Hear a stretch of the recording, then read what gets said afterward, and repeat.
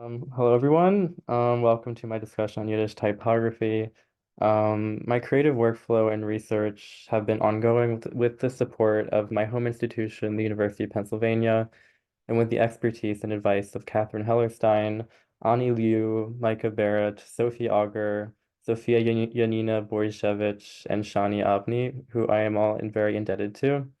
Yeah, as part of my senior design thesis and my greater interests in modernist Yiddish literature and art, I've taken on reconstructing the iconic masthead lettering from the avant-garde Yiddish journal Albatros, which existed from 1922 to 1923 into a typeface. I'll be talking through not only the ongoing process of my current design, but also the enduring histories and global cultural movements that inform this period of Yiddish typography. I call this a neuer Yiddish Schrift rekonstruieren und beneien dem avantgardischen Albatros Oitius. So as many of us know, Yiddish has been rendered since around 1000 of the Common Era, which is really important to consider in the history of Hebrew printing. In 1473, the first material was printed with cut Hebrew type, coming nearly half a century after letterpress printing was invented in Germany. Germany and Central Europe were always hubs of mass printing, though toward the beginning of the 20th century, the onset of the Bauhaus and other artistic movements stirred tradition. Italian Futurism, Russian Constructivism, German Expressionism, and Swiss Dada became respected modes of creating typographic forms. You can see Herbert Bayer's, Geometric Universal Type at the right, the resource from 1925, which is around the time Albatros was active in a similar artistic ideology. The Latin letter forms from Bayer were inspired by the Bauhaus, which became a model for modernist creativity after World War I, but also by a new notion of subverting earlier modes of typographic practice. Instead, the type designer or lettering artist felt the need to push back and at the same time forge ahead. Around this time, too, World War I had just ended and short-form publications were popping up around Eastern Europe, Albatross being one of them.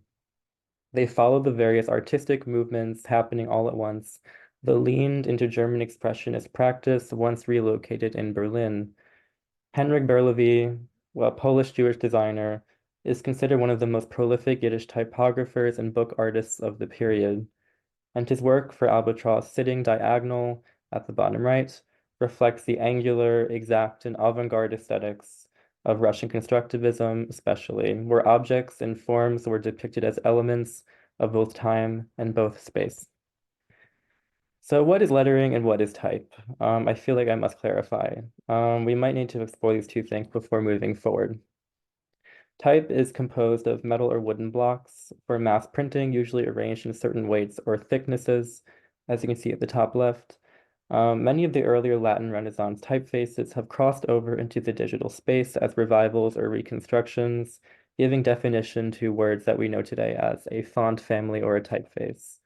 Lettering, on the other hand, at the bottom right, is hand-drawn usually by a lettering artist, where its forms may not always be exact. The most crucial thing to understand is that an entire alphabet in lettering usually is never rendered. We only have a few letters. As we have seen with Albatross, an instance of lettering design, only 6 unique letter forms exist. Aleph, Lamed, Beis, Tes, Resh, and Samech. So if I wanted to make a typeface, I needed to make the rest of the Hebrew letter forms by my own direction. I've gathered here various Alefs deriving mainly from Yiddish lettering artists for books and publications, where you can start to see the abstracted quality of the letter. I received some flack on Twitter recently for posting this, where some people commented that various Alefs look lazy, as if they were simply like the Latin X or swastikas. But I'm glad we get to have that conversation. The letter forms are indeed simplified versions of their more formal typographic counterparts from centuries earlier, and that was the entire point. Only after World War I was typography seen as a valid mode of artistic experimentation in Yiddish, and as I've highlighted, I included Albatross's Aleph. I mentioned earlier the lettering designer for Albatross's masthead, Henrik Berlewy, but Uri Zvi Greenberg is another important literary and artistic figure. He was the Albatross editor, and he was noted for his unmelodic and rugged poetics, And his idea for Albatros was to investigate the Jewish literature and art, coming years after the three fathers of modern Yiddish literature died, Sholem Aleichem, Yud Lamed Peretz, and Mendele Moicher Sforim. For Greenberg, Yiddish was bound to become a global culture of its own, and it didn't need to be hindered by the traditions of the past. As I've written on the slide, the cultural critic Max Erich once wrote of Yiddish expressionism in Albatros as a new language, thereby making its history.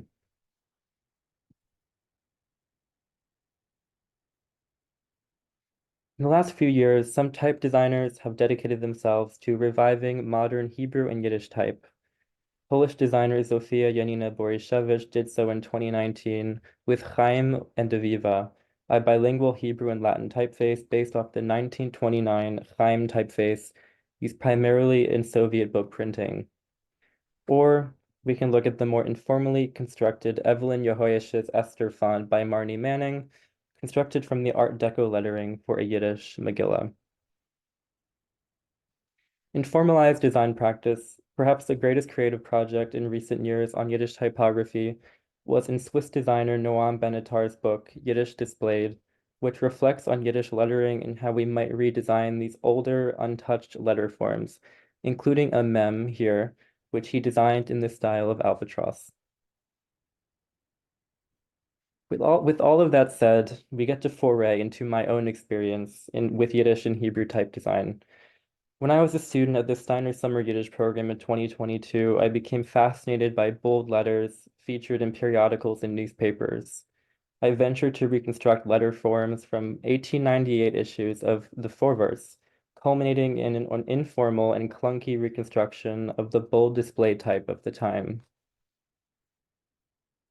Stepping into the Albatross world nearly 2 years later, I'm a much more cautious designer with attention to process, proofing, and proportions, my three favorite P's as a designer.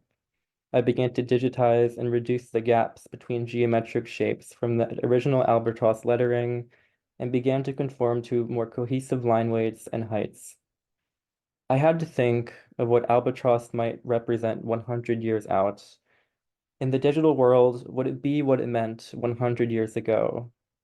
Or could it instead mean something new? I began to start the proofing process once I transferred the digitized, already existing letter forms into my type design program. I experimented with kerning, which is the spacing between letters, and how they might be represented on the page. I was having trouble in a few areas. The kerning was working, but in the opposite direction, leading to letters crashing into each other, or letters I had to construct because they were never available, like the circled mem, possibly followed Berlevy's original design philosophy, but it wasn't necessarily easy to read. I needed to strike a balance, how to design with an honoring of the past, but also to stay true to how this typeface might configure in our world today. Doing pinups and printouts have been helpful for me, so I can see the letters printed in their real size. After all, letters weren't always delivered to us on our screens. I then had to prepare for the 25% progress pinup for my senior thesis seminar only a few weeks ago. I handled some more printouts of sentences and phrases with the letters I've constructed to this point. The pinup was a success, although I'm the only designer in my class who can read the Hebrew alphabet, which does make feedback challenging. As I prepare for my final exhibition in April, I have to consider another thing, how my designs can be communicated to an audience that can't yet read the language in which it's composed. I took a step back from that pinup and reconsidered the designs of various harder to read letters, or letters that particularly stuck out like a sore thumb, like the once chunky Aleph and the Mem. I think I've begun to find my rhythm for the next part of the semester where words begin to make sense as words. Here I've typed Farbindungen. You can see the old and new anatomy of the Aleph, where the thickness of the spine of the Aleph has been condensed and rearranged drastically to fit the density of other letters. This is the moment where I had to ditch Berlevy's old measurements in pursuit of something more feasibly cohesive. I've begun to print on just about anything, Even this found file folder from the 70s featuring a poem from Moshe Broderzon. What might it mean to print on something that never asked to be printed on? I also have a type specimen chart with the letter forms I've adapted so far. Here we have a type specimen, oh sorry, here we have Ingeweb, Varsha, Edgar Allan Poe, and Oegewald in the most recent iteration of my typeface. Just some fun words and names. And this is a display type first and foremost. Looking to the future, I have more letter forms, punctuation, and numbers to design, but I'm excited to release this project and concept to the world and to do something not many can say they've done. While most Yiddish studies scholars are gallivanting in Yiddish literature, Yiddish typography and type design are an emerging field. I hope that future graphic designers and humans can look back at history and utilize what we've only now begun to touch. Thank you.